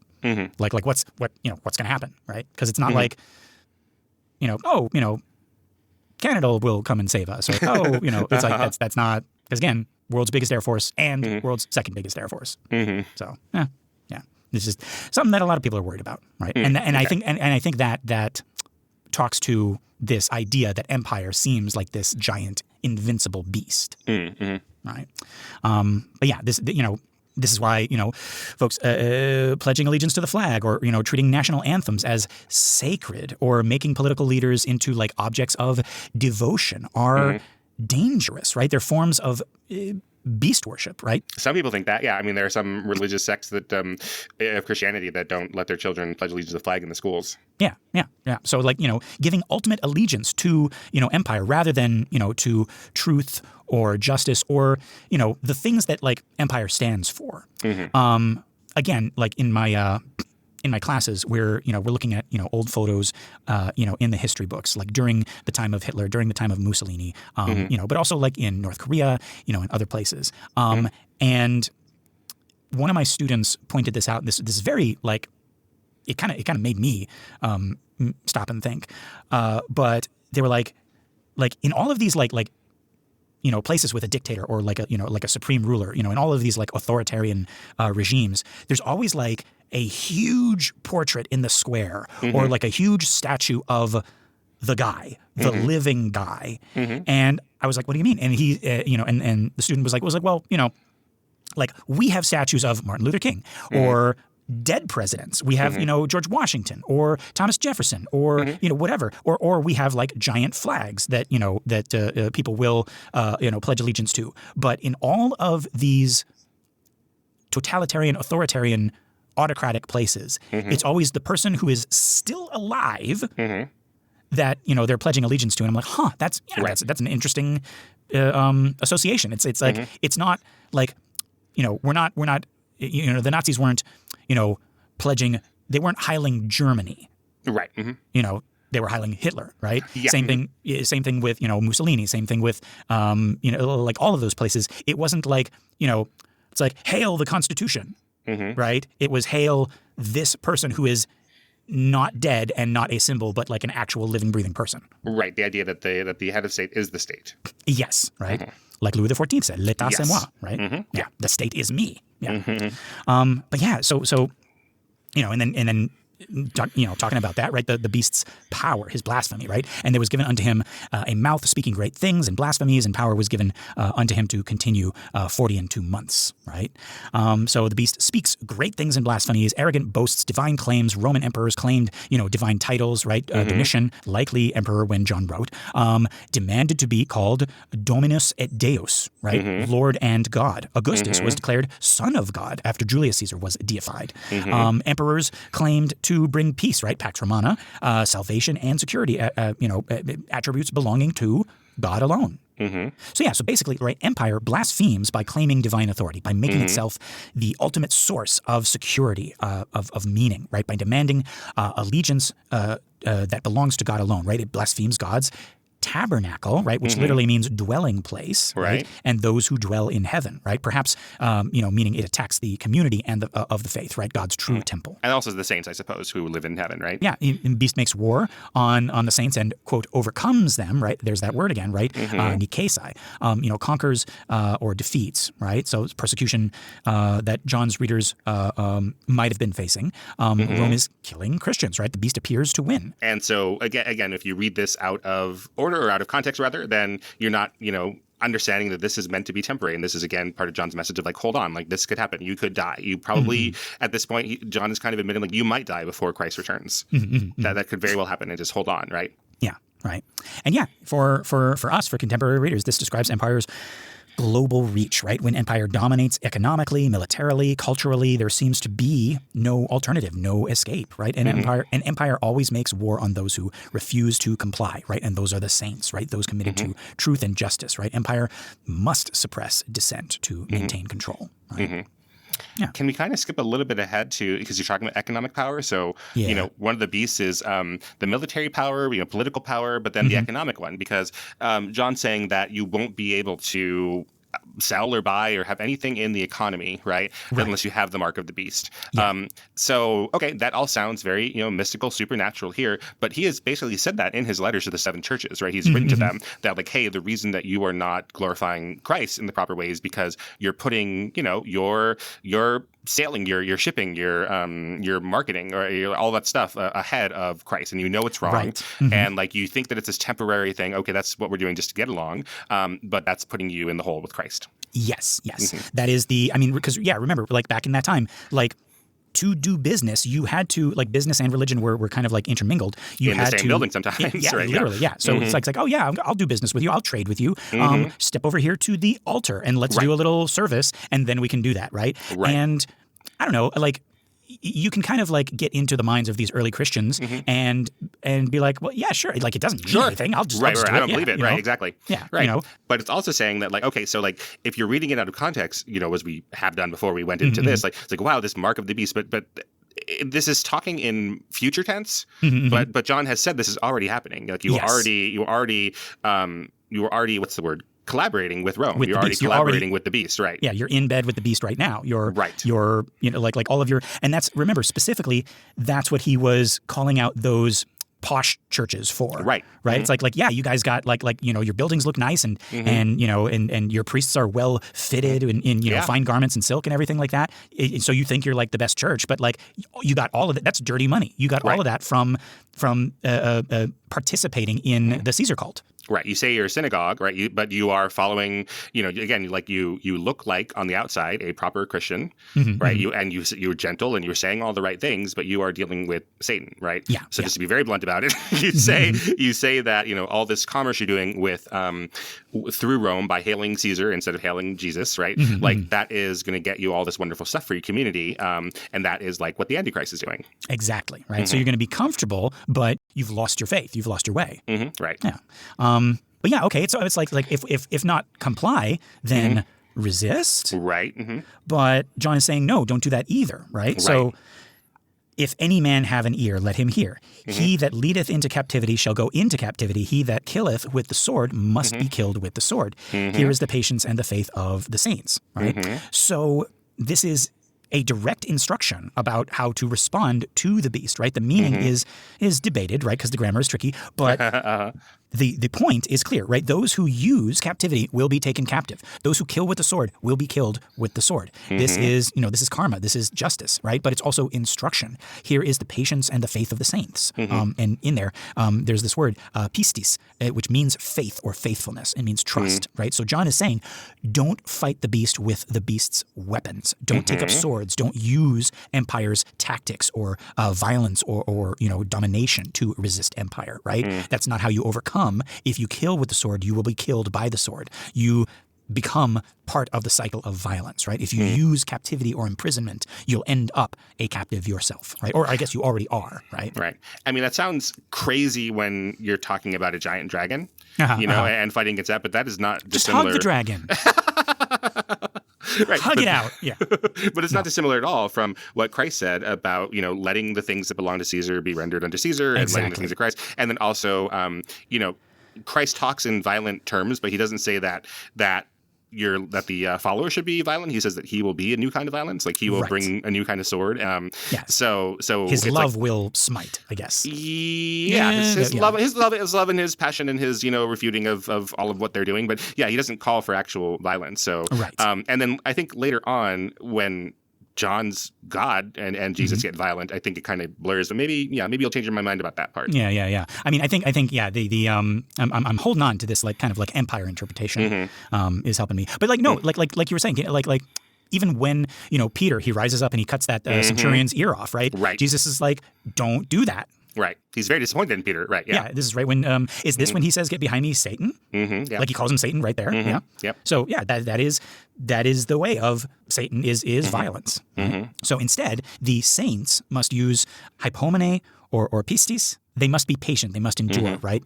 Endure the persecution, maintain your testimony, right? So also, like don't comply, don't retaliate, but don't bend, right? Keep speaking your truth, right? Don't accommodate, right? So stand firm in your allegiance to truth or the Lamb or whatever, right? Even if it means death, right? This is how you actually resist empire, not by becoming like it, also not letting it like roll over you, but by embodying a completely different pattern. Right. For first century readers, direct instruction, right? When Rome persecutes you, don't take up arms, don't revolt, don't use violence, right? The Jewish revolt of 66 to 70 CE tried that, and it ended in catastrophic destruction. I think that's because they retaliated and destroyed the temple, right? Yeah. For contemporary readers, this is challenging and essential. When facing oppressive systems, the temptation is to fight fire with fire, right? To use empire's tactics, to seize power, to dominate your enemies. But John says no. That's the beast's way. Your resistance must look different. Patient endurance, faithful witness. I'm gonna throw it out there. Peaceful protest, right? Refusal to accommodate, but also refusal to use the beast's own weapons. This is how you maintain integrity while resisting, right? This is a saintly calling. Yeah, so that's the first beast, right? Now, okay, the second beast, right? And I beheld another beast coming up from the earth, and he had two horns like a lamb, and he spake like a dragon. We got the second beast, right? This time from the earth, right? You could look at that as like, this is stable, this is ordered land, right? Rather than the sea, which is chaotic, right? Has two horns like a lamb, right? Oh yeah, it's like looks harmless, gentle, right? Religious like the lamb, right? Speaks like a dragon, right? Its message is the dragon's message of domination and deception. Again, this is empire's propaganda apparatus, right? The systems that make empire look good, that justify its violence, that convince people to participate willingly. It's the speeches, it's the monuments, it's the ceremonies, the narratives that say empire brings peace, prosperity, and civilization. It looks, benign. It looks like a lamb, but it serves the dragon, right? So, I'm thinking of our minister of propaganda Joseph Goebbels in Nazi Germany, and how like his whole job was making Germany look like the hero. Just like everything that Hitler did, everything that Nazi Germany did was for the good, and we are they are the master race, and and they're saving the world, essentially, right? Saving Western civilization. Yes, right. They say that a lot. And all of their enemies are, not just their geographical or political enemies. They are demons. They are devils. They are literal monsters. They're not even human. Right. So, by joining the Nazis, like Goebbels was saying, like you are like those heroes of old, like taking up, arms against the dragon, right? Yep. And they were the actual dragon, right? So you mean like the German hero Siegfried against the dragon in his story? Yeah, that's what I'm saying. Yeah, yes. Right? Yeah. So you are like following in the footsteps of those legendary heroes, right? Yeah, and this second beast, right, exercises the first beast's authority and makes people worship the first beast, right? Again, propaganda system. Doesn't rule directly. It makes people submit to the imperial power. It creates the conditions for voluntary compliance, right? Think about, how this worked in Rome, right? The imperial cult celebrated the emperor as divine, right? As a source of peace and prosperity, right? You got temples, you got statues, you got coins, festivals, right? All proclaimed the emperor's greatness, right? Provincial priests, they led worship ceremonies. Local elites competed to build shrines and monuments. This system made imperial power seem natural, inevitable, divinely ordained, right? It was normalized. You weren't coerced to worship Caesar at sword point, usually. You were persuaded, seduced, convinced it was the right thing to do, right? For us today, right? This is empire's propaganda. This is, cultural production. It's the media that glorifies military power. It's the rituals of nationalism, the pledges of allegiance, the national anthems, the flags everywhere, right? The movies that portray empire as bringing freedom and democracy, right? It's the speeches that justify violence as necessary for security, right? It's the influencers and personalities who promote empire's agenda while seeming harmless and relatable. It looks benign, like a lamb, but it makes people worship the beast, and give ultimate allegiance to empire. It is super interesting having two lambs. I know I was joking about how confusing that is to have so many different kind of beasts, but the two lamb thing I think is very clear. Like there is the true lamb who is really slain, and that's Jesus, and he speaks with the voice of a lion and all of that. And so to see it very clearly here in this kind of tableau with the two beasts and the dragon, right? I think that's really interesting. I'm complimenting John's writing here for the first time. Yeah. And also, I mean, folks, look at what part of the lamb he chooses for this false lamb. It's it's like, oh yeah, he's the horns. This is a tough lamb. This is like that's the weapon of the lamb. It's like, it's like they were looking at the first. It was like, oh yeah, that lamb is great, but let's give Jesus an AK. That's what I'm saying. Like, or let's give. I mean, actually, we can even go even more meta. Let's give Jesus a sword coming out of his mouth, John. Like, let's make Jesus super cool and violent. Right. Like that's kind of what we're doing here is the first lamb doesn't have any horns. The first lamb is a sacrificial lamb, and the second lamb, that's kind of the clue that this is a wolf in sheep's clothing. Really, is that the focus of this second lamb is the horns? That's the fighting part. Right? Yeah. So, and of course, he's going to do signs and wonders, right? This is propaganda's persuasive power, right? So maybe not actual, like signs and wonders, but the propaganda machine is going to make it seem like they are signs and wonders. Yeah. Right. And then, doing miracles like Elijah, right? Doing like actual, like, what's the word? Callbacks, like flash throwback Thursdays, right? To things from the Bible. So this beast is not. I think he's brutish, obviously, but like his propaganda is rather smart. Like it's not like, hey, I'm going to make this new miracle. I'm going to do miracles that you're familiar with, that you're already looking for, either from prophecies like in Daniel or the greatest hits from the Old Testament. Exactly. Yeah. And so what were these signs in Rome, right? Perhaps like elaborate spectacles, gladiatorial games, triumphal processions, public executions presented as like entertainment, right? Perhaps technological achievements, right? Aqueducts, roads, buildings, right? That demonstrated Rome's, power, but also like innovation. It's like, how could we not be the good guys? We have, aqueducts. We have all this like these advents of civilization, Yeah, I would also say like free food. I mean, they were providing for the body, and John is arguing to provide for the soul, right? Exactly.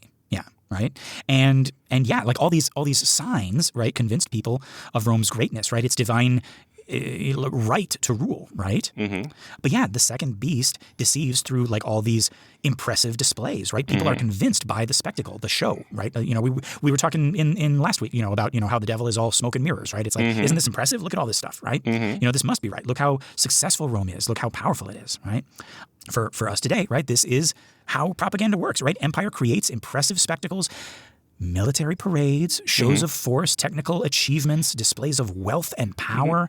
Media creates compelling narratives, emotional appeals, impressive visuals. People are deceived not because they're stupid, most of them, but because the propaganda is effective, right? The signs and wonders are convincing, right? You see military might, the economic success, the technological advancement, and you think this must be the right path. Look at how powerful we are, right?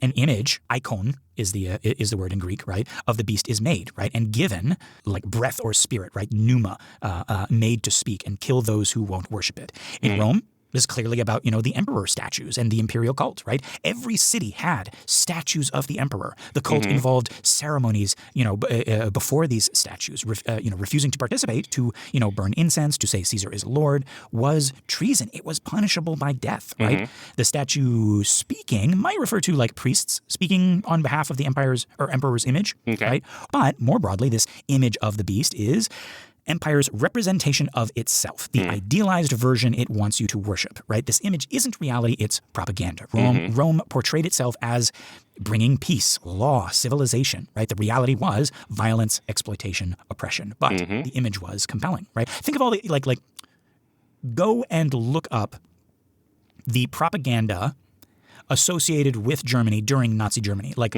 how they depicted themselves, right? It's like the German family, right? Or, German soldiers, and they all look like, it's like bright, blonde-haired, blue-eyed, like beardless Vikings, going on, crusade and, to save, the fatherland and everything like that, right? Like that's, like it was used so heavily in Nazi Germany that whenever we see something, I mean, now look at Homeland Security's advertisements to join ICE now. It is creepily similar if you look at it, it's like join, save, protect the homeland and everything, and you have like Nazi Germany-esque imagery there. Yep. But yeah, that's the image speaking. It represents how empire's propaganda becomes authoritative, how it dictates truth, and crucially, the image is used to enforce compliance. Those who won't worship are killed. Right? That's totalitarianism. Right? Like not just physical control, but control for belief enforced through violence. Right? So if you refuse to pledge allegiance to the flag, right? Or if you criticize, those images or the advertisements or the like certain news stations or whatever, you might be labeled like un-American or something like that, right? So your reputation might be killed. It's like what, you don't support the troops, you don't this, you don't that, yeah. So the image of the beast is propaganda, right? It's idealized self-representation, right? America the beautiful, land of the free, right? Greatest nation on earth, right? The image, not the reality of empire's violence and exploitation, right? It's the carefully curated nationalism that demands your allegiance, and it speaks, quote unquote, speaks with authority through media, through official channels, through cultural narratives, right? Those who won't worship the image, who won't pledge ultimate allegiance, who, critique empire they're marginalized, they're attacked, sometimes literally killed. Think of how many journalists and activists and whistleblowers are murdered worldwide, right? Or even just professionally destroyed, right? Quote unquote canceled, right? In quote unquote free countries, right? And yeah, getting back to that that mark of the beast, right? What is the mark, right? The charagma referred to an imperial seal or stamp or engraving, right? Like on coins or official documents, right? In Roman commerce, many transactions required, a proof of imperial cult participation. Think of that, like not just like proof of purchase or proof of like a receipt, but like yes, I went to church today and I took communion, like a little stamp for that. It's all intermingled then, because a lot of the government functions were in the church, and and they're like the same thing to Rome. So if you're not part of that religion, you could see it from the outside very clearly, but if you're in Roman culture, you wouldn't really bat an eye about that. Right. Yeah. So to do business in the marketplace, you often needed a certificate showing that you sacrificed to the emperor. Right. So guilds, right, like essential for most trades, required participation in imperial cult festivals. Meat sold in the markets often came from pagan temple sacrifices. Right? Yeah, that's something that that John might have been writing to one of the churches about eating the meat that's sold as a sacrifice and taking it home and selling it. Yeah. In America, we're not supposed to like official stamps. I mean, there was a Stamp Act here. If you don't know, if you're listening to us from outside of America, that was one of the reasons we went to revolt against the British. Is this Stamp Act? They had to put a stamp on everything we're taught in high school, and a stamp on playing cards in order to prove that you had paid the tax to the king. Yeah. And we were like, no, bullshit, right? Fuck this tea. Fuck this tea in particular. Yeah. This makes me so mad. I'm going to dress up like a Native American and throw it into the ocean. Jesus. Yeah. Whew, yeah. Our history. But yeah. So yeah, the mark on the hand or the forehead, right? It might be like metaphorical, right? Like your actions, right? Your hand and your head, right? Like your actions and thoughts, right? Or it could refer to like actual tokens or certificates people carried, right? The point is economic participation required complicity with empire. You couldn't fully participate in Roman economic life without compromising with the imperial cult. I was thinking about like hailing with your right hand as like the Roman salute, but I couldn't find anything about that. So I don't know if that was even happening during this time period, but that's what I was recalling, because it's very specifically your right hand in Revelation. And then like going back to Nazi Germany again, right? Like if you were if somebody did the old salute, like in your presence, like, am I wrong? You had to respond back.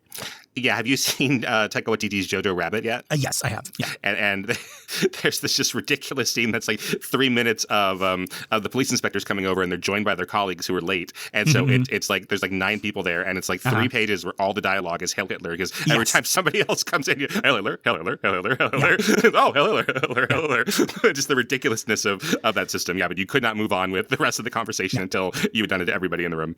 And it sounds like we're joking, folks, and like obviously that's a joke, right? It was made into like a wonderful bit in this movie, right? Talk about he's a genius, but like that was real. They like you had because if you didn't do that, like they're going to be talking about you at the water cooler tomorrow. It's like, oh, did you know Gunther? Like I said hi to him, and he didn't do it back. We need to pay him a visit and like take his family away. Like, yes. And this is not serious now, but like if you had done it kind of, they could accuse you of doing it half-assed, even if you weren't doing it half-assed, right? Right. So you had to. So it wasn't even the danger of not doing it. It's like you didn't do it. Like if the first guy did it like 100%, now you got to do it either 100 or 110%. Right. Yeah, and you can't be like, it's like, oh yeah.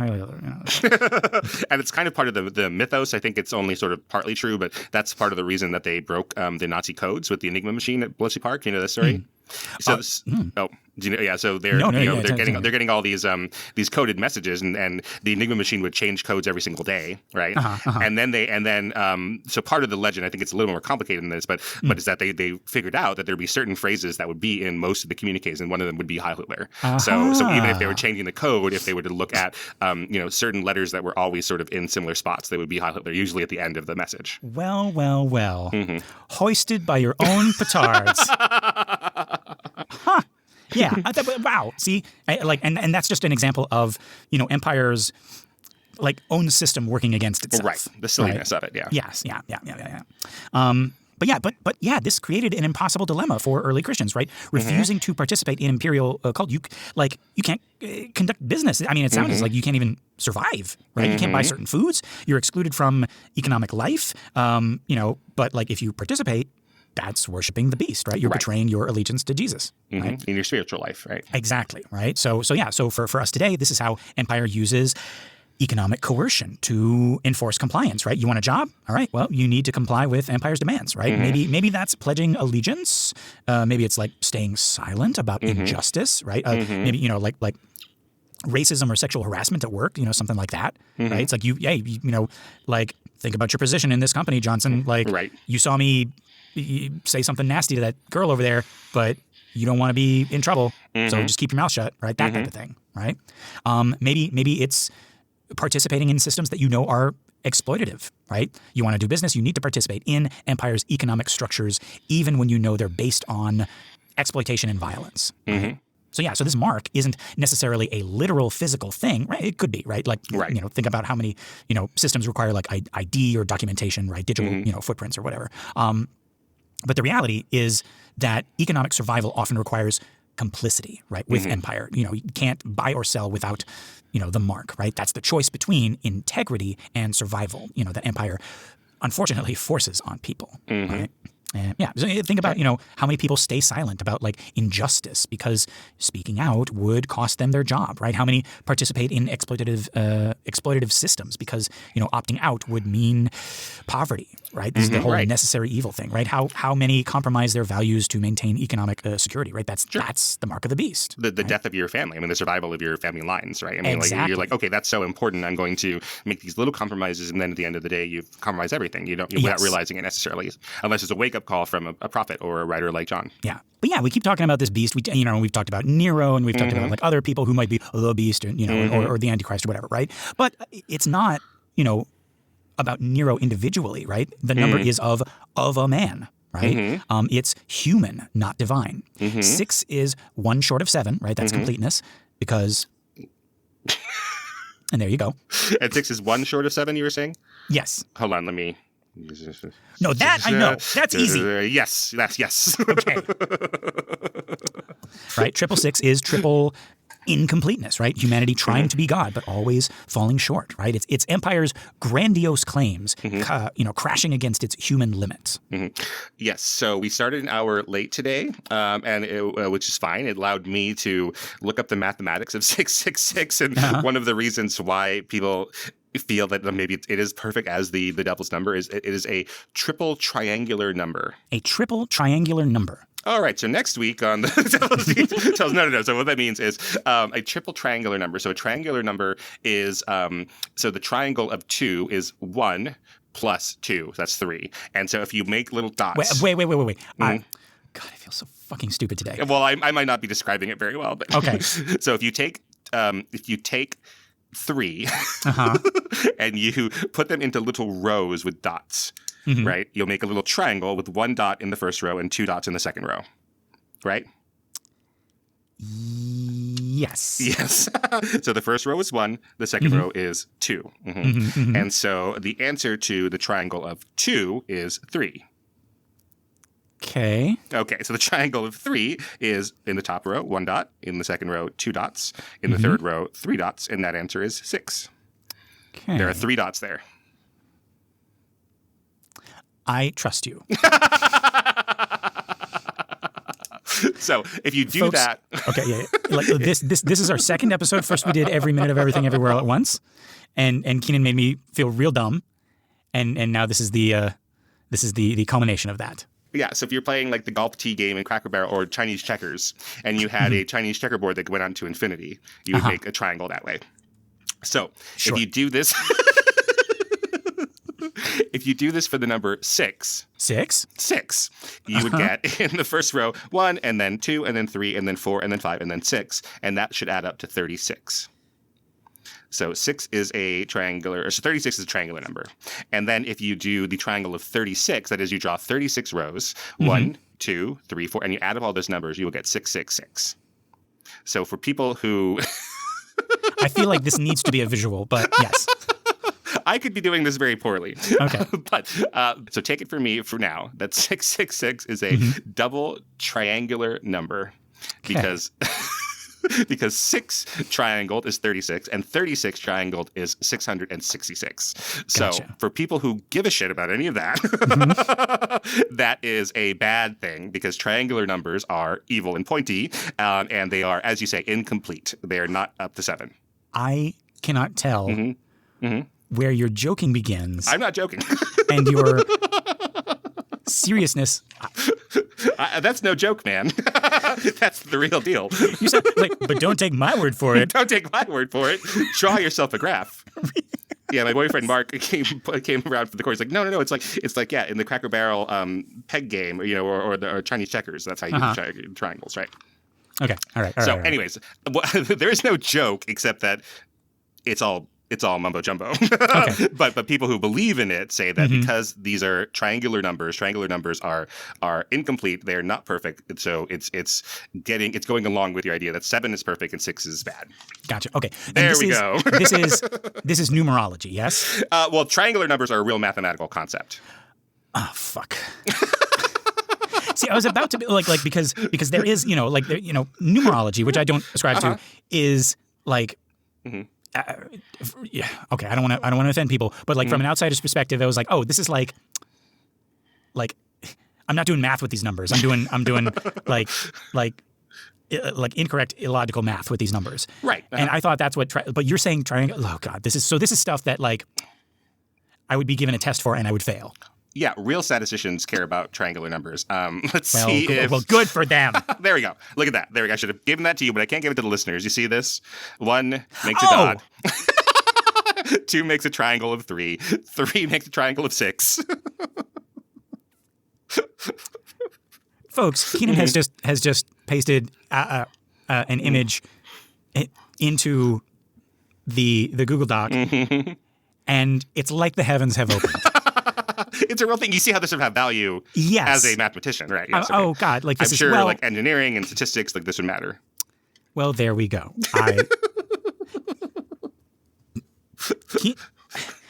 In showing this to me, Keenan, yeah, I didn't think it was possible, but I feel more stupid now. It's like, how did I not get this? Like, I don't know if I explained it well. Again, my boyfriend Mark had to peek around the corner and have me explain it better, but... Okay.